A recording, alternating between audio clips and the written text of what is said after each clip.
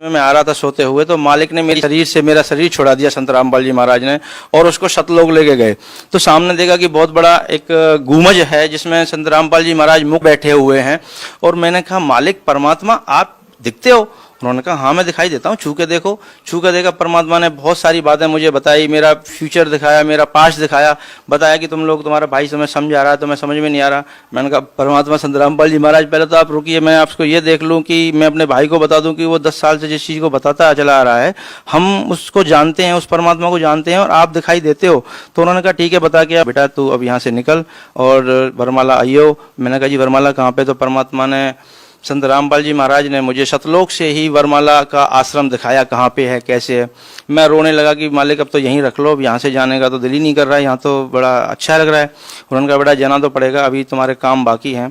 तो फिर मैंने कहा गुरुदेव अगर आप तो सब कुछ कर सकते हैं, आप तो परमात्मा हो संत रामपाल जी महाराज, तो मेरी मोम को क्यों नहीं बचाया? तो उन्होंने बताया कि बेटा तेरी मोम ने ना नामखंड कर दिया था, उसको विश्वास नहीं हुआ, ज्ञान नहीं हुआ, पर तू नीचे जाके ऐसा नहीं करना है, तुझे मैं यहाँ से पक्का करके भेजना हूँ, अपने भाई की हेल्प करनी है और इस समाज को, ये एजुकेटेड जो समाज है इसको समझाना है और अपना पूरा जीवन इसलिए लगाना है। तू तो मर चुका था, देख तू शराब पी के यहाँ गिरा था रेलवे स्टेशन पे, मुझे याद आया हाँ गिरा था, उन्होंने कि यहीं मरना था तुझे, लेकिन मैंने तुझे वापस बुलाया है और तेरे को ये जीवन जो मैं दे रहा हूँ आगे ये भक्ति के लिए दे रहा हूँ, अब इससे भक्ति ही करनी है, कुछ और नहीं करना।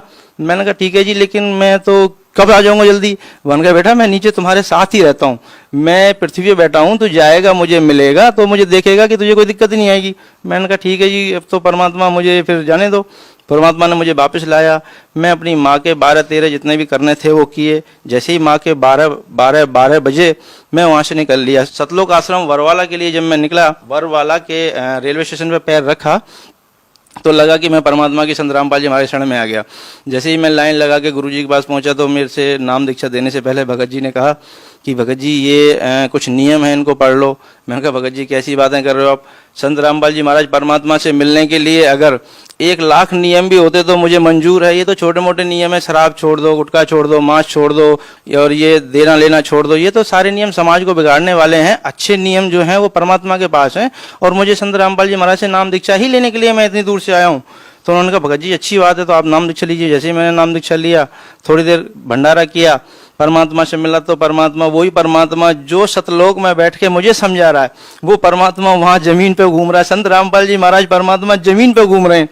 मैंने सोचा यहाँ सबको शायद पता नहीं है परमात्मा के बारे में, तो गुरुजी जैसे ही आए कह रहे हाँ भाई आ गया। मैंने कहा परमात्मा संत रामपाल जी महाराज आप यहाँ घूम रहे हो? यहाँ तो मैं गुरुजी के पास गया कान के पास, तो मैंने कहा यहाँ तो किसी को पता ही नहीं है आप परमात्मा हो। कह रहे बेटा यहाँ तो कोई किसी को नहीं पता, लेकिन ज्ञान के द्वारा यहाँ सबको पता चलेगा बेटा।